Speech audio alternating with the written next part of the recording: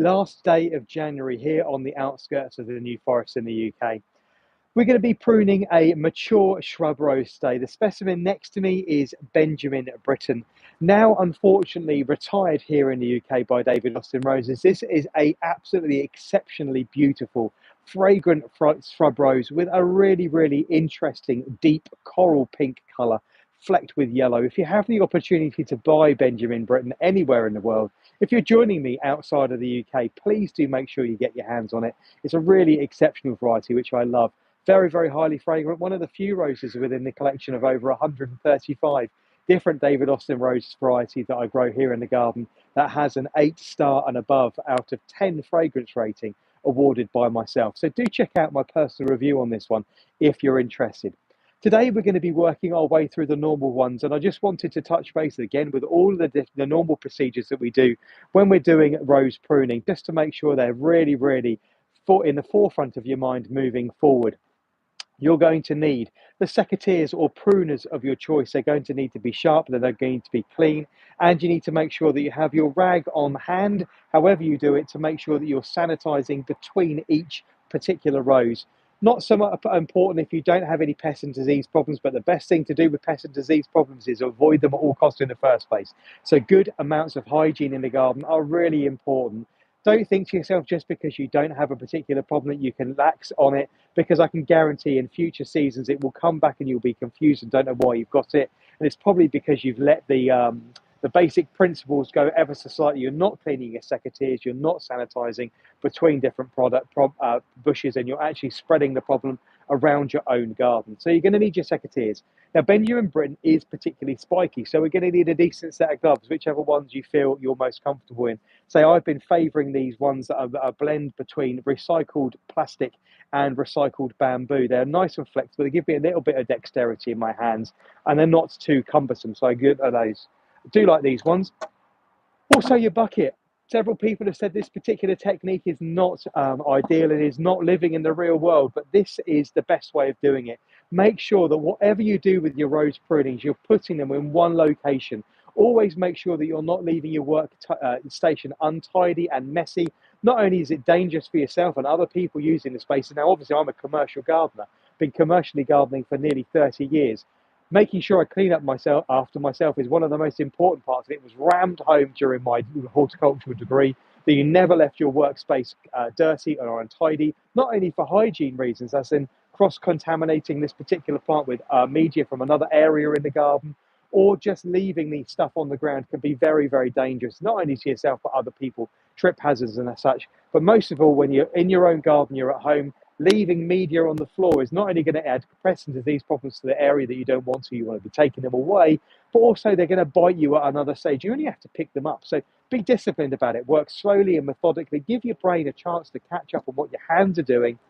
Cut it up and put it in a bucket, put it in a barrel, put it onto a plastic garden sheet, or into one pile in the ground, so it's easier to tidy up and it's not just all over the floor. Today, we're going to be working our way through the basic principles. We're going to be removing the dead, the diseased, the dying stems first. And of course, we're going to show you a little bit of dead wood. Now, this particular plant, this one, I say Benjamin Britten, this one is fairly old now. It's around 10, coming on maybe 12 years old now, but does have a tendency to throw one or two stems. So let's pick off a little bit of dead wood for you here, just so you can see what dead wood looks like. I've got myself caught up in him already. Look, there we go. Right, so this is a piece of dead wood, and I'm going to cut off this stem without even thinking about it. This is dead wood here. You can see it's brown, it's very, very dull. It's very, very, there's no moisture left in it at all. Very, very apparently dead. And if I take my secateurs, you can see if I simply take the blade of my secateurs to the back of the wood and take off the bark, you can see underneath is dull. It is very, very dry, and there's no life there whatsoever. New growth or fresh growth, vigorous growth that is actually alive will be normally green. Now that's not not always the rule, because some of these roses actually produce brown wood as well. So if you're unsure, simply take your secateurs and scrape them along the back of the bark, remove a little bit of the bark you can see there, and underneath there is green. So it's healthy, and it's also very moist as well, showing that the plant still has plenty of life and vigor in it. So that's how you identify dead, diseased and dying wood. Anything that's got a problem on it needs to be removed as your first part of call. I can't stress enough that if you are new to pruning, by working your way through these steps very, very easily, you'll create something that's easier to work with. If you're daunted by a task and simply don't know where to start, the very best place to start is at the very, very beginning, and that is with the dead, the diseased, and the dying wood first. You can rapidly work out what you're doing with a plant. I had a Gertrude Jekyll I was working on at work the other week on a site. It was really, really congested, not something I'd pruned before. A resident on this particular block of flats had been pruning it for 5 or 6 years. Dozens of canes all coming from the middle of the plant. It was very, very confusing. By the time I'd removed the dead, the disease, and the dying wood, the plant is much more open. It's telling me much more of a story about where it's growing, and I can see literally the wood for the tree. So it's very, very easy to just start with the basic steps at the very beginning and then work your way through the steps as you go. So dead, diseased, and dying wood first, and then any crossing stems. Now, I'm going to actually turn the camera around very quickly. Let's have a look and see whether we have any questions on this today. So someone already working along in Texas. Welcome. Thank you very much for joining me. Okay, so someone also saying whether they want to do it after Valentine's Day. Now, I must stress there is absolutely no rush to get yourself out and pruning your roses anytime soon. You have plenty of time to do it. As long as your roses are dormant, you can prune all the way from now, all the way through until the very end of March, depending on the season you're growing on. If you're in a colder climate, leave it till a little bit later. If your climate is a little warmer, now obviously Texas has had some cold weather that it wasn't expecting recently, so you probably had more winter than you're ever really used to. As long as your plants have gone dormant and they've dropped and lost at least 90% of their leaves, you're all clear to prune mature shrubs. And by mature shrubs, mature climbers, mature standard and tree roses. The only thing that I wouldn't be pruning now here in the UK or anywhere where you haven't had some severe weather and we're not closer to spring is young plants. Young plants that have been in the ground less than 24 months old are particularly susceptible to dieback and damage from the frost. We hold back on doing those until we've worked our way through the entire garden, and I'll be doing those with you as live events, and of course I'll be posting videos about pruning young plants towards the back end of February. Right, so I don't think we've actually got any other questions apart from those ones. Do feel free to ask a question if you've got them. I'm going to turn the camera around so you can see what I'm doing. You can see Benjamin Britten is just here. He's a nice mature plant. This one is, I say now, nearly about 12 years old, so a really nice mature specimen. This one planted against a very, very low wall here in the garden. It's up to my knees. I actually stood on the lower path right next to it. This particular plant estate I planted about head height, and what to do now is now we've removed the dead, the diseased, and the dying growth. I've got a little bit of string I want to get off there. I'm just going to remove a little bit of dead wood that we've got here, take that all the way back to where it came from. We want to make sure that if we have any crossing stems in the center of the plant, we're removing those immediately. We want the center of the plant, and this one's a really good one to actually see that, nice and open in the center of the plant, created this beautiful goblet open formation on the plant, which means it's got lots of light flow and airflow in the center of the plant, and it avoids all the pest and disease problems. Once we've removed the dead, the diseased, the dying, and the crossing, we're then into our normal pruning. You want to create yourself a permanent framework of between 12 and 18 inches high, anywhere from around 30 to 45 centimeters. You want to be creating a permanent framework, and by permanent framework we mean strong, old and woody stems, which means the plant has the ability to carry the flowers that you want it to carry without being too cumbersome and actually falling over. Once we've done that, in years after that, we then want to be removing all of last year's growth back to a strong outward facing bud. Again, lots of people will tell you this is not particularly important, but I find it is. We want to be selecting an outward facing bud, and with our secateurs making 45-degree angle cuts. We do this to open up the middle of the plant and also to naturally make it grow in the direction that we want it to. Again, growing away from the center of the plant, adding lots of light, lots of airflow, and making sure it avoids its own pest and disease problems in the future. The 45-degree angle cut is produced to make sure that the water runs off the cut and it doesn't actually permeate into the stems and rot the stems down. So methodically, work your way over the plant, shortening your stems back by up to, well, you can say 2/3. Personally, I like to go a lot lower than that. I like to only allow my plant to produce around 2 or 3 buds from where I've created my permanent framework. And obviously we'll be touching base with that particular framework when we're actually pruning young roses that have been in the ground for less than 24 months, because the initial shaping is done in those initial and formative years. Make sure that you take the time to cut your stems up into the sheet or the bucket, the wheelbarrow, or into your bucket to make sure they're clean and tidy and out of the way, because we don't want to be tripping over those at a later date. Any weak stems you also want to be cutting back at this point as well, because they won't have the ability to actually hold a flower. So anything below the thickness of a normal pencil you want to be removing completely as well. So again, talk to yourself as you do this. I mean, I'm talking to you guys now, but for an outward facing bud, 45-degree angle, you want to be leaving. I'm going to cut a stem and actually bring one close into the camera for you to see.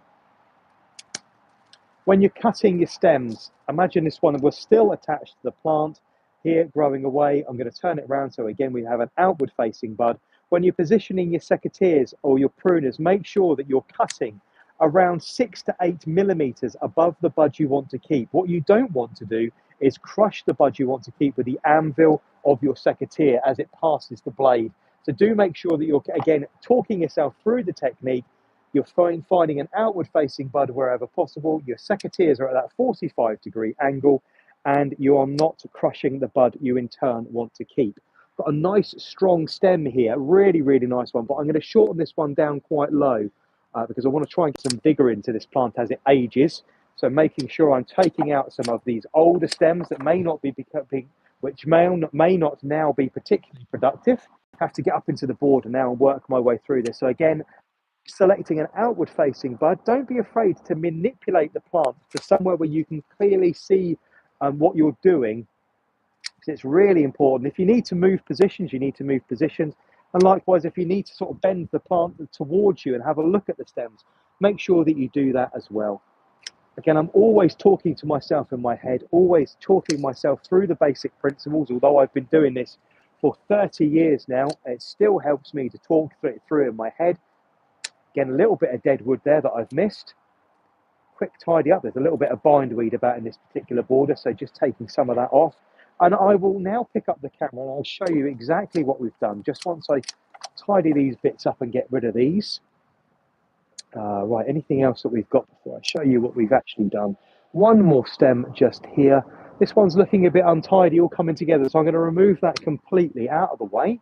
Little weak stem there as well. I'm going to take that one off and we are done. Don't forget, when you're pruning, you can always come back to it. You can take growth off. What you can't do is put it back on. So if you're ever unsure, obviously just take a moment, step back from it, talk yourself through the principles again. A lot of people say, oh, what would Ben do? Again, Ben would start at the very beginning. He would talk his way through it. So if you are in any doubt, just step away from your plant and have a look at it. You can see that lovely open shape right in the center. I've got 3 main stems, a nice new one coming on just here. Nice amount of space in the center of the plant, everything growing outwards. Everything is now shortened back to an outward facing bud that's going to create that lovely goblet for me. All the dead, the disease and the dying wood is removed. All of the weak and flimsy stems are removed, and we're left with a nice open and tidy plant. Now, actually, no, we're not, because look, see, this is why you go back to it. I've got a little bit of dead wood that I've missed here, and a flimsy stem, which obviously weren't in my field of vision when I was pruning. So it's always good to step back and have a look. Let's go back and remove those completely. So that's the dead bit, nice and cleanly. Into the bucket it goes, and that weaker stem just there. Again, I'm going to remove that one completely as well. Right, that concludes today's little tutorial. Obviously, there's loads and loads of media here now on my channel and loads more to come. You had from me a small version of how to prune a climbing or rambling rose or a large shrub rose onto a fence a couple of days ago. That one has just been posted, so please do make sure you watch that. There are other tutorials here on YouTube about how to prune a shrub rose, and we will be touching base with young roses under 24 months old in the next 4 weeks or so. I hope you've had a wonderful day and you've enjoyed the live stream today. Let's have a look and see whether we've had any questions today. So bear with me a second while I stare blindly at the camera. We've answered that one, that's fine. Someone's saying they love their Benjamin Britten. I must confess, this is one of my favourites in the garden. I'm so pleased that I planted it. Exactly. I mean, I'm now sat on that little low wall. As we come round the back of the cottage here, there's a little, I say little low wall and retaining bed here. I can get really up close and personal with this one as I go up and down the little steps that are in front of me. So it's well worth paying attention to where you plant particular varieties. This one also catches a lovely amount of afternoon sun. Late in the summer months, it comes around here about sort of 6, 7, 8 o'clock at night, and it really makes this plant glow. It also picks up some really nice light from behind it in the early morning as well. Right, so we have a question from Liz. I have a 2-year-old lady of Shalott. She bloomed not only the first year but also not bloom one this year. Okay, so having problems with Lady of Shalott actually getting into flower. Please make sure that you give new roses a little bit of a time to get themselves established. The Lady of Shalott's quite a substantial variety, normally reaches in excess of 5 to 6 feet, so it's quite a large plant. So to give it some time to give itself established. It also prefers a little bit of shade. So do make sure that you've planted it somewhere where it's not receiving any more than about 4 hours of direct sunlight per day. And don't forget, if you bought the plant directly from David Austin Roses and it's not performing as you wanted it to, do make contact with their customer service team. They're very, very good. And if they can give you any personal guidance, they will.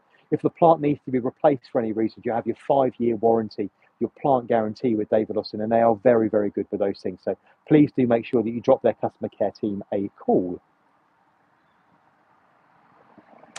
Jasmine saying it's a very good idea to actually have a look at having a look at the plant. It's always best. It's like having a haircut. It's always best to take a little bit off and go back to it in a moment, and then take a little bit more if you want to, because you can't put it back on.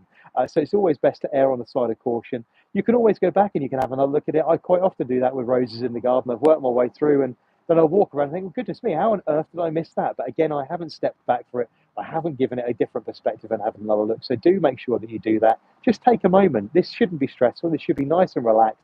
Nobody's on the clock. I mean, I obviously am on the clock when I'm at work. I've got to get on with stuff. But you in the garden at home can obviously take your time and make sure that you do it properly. So focusing on your technique.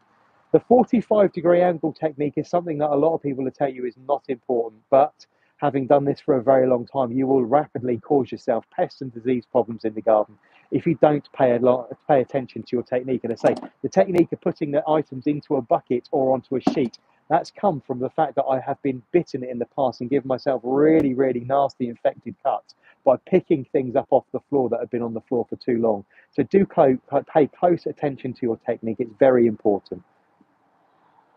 Okay, so someone asking now, I am finally putting my roses in the ground from pots and I'm a bit worried. Should I prune it or plant them? Right. So the perfect time is if your roses are now going from the pot into ground, what you can now do is you can give them their pruning and you can make sure that you're balancing the top growth. This is something that came through on an Instagram live chat just yesterday, actually, about balancing top growth and root growth.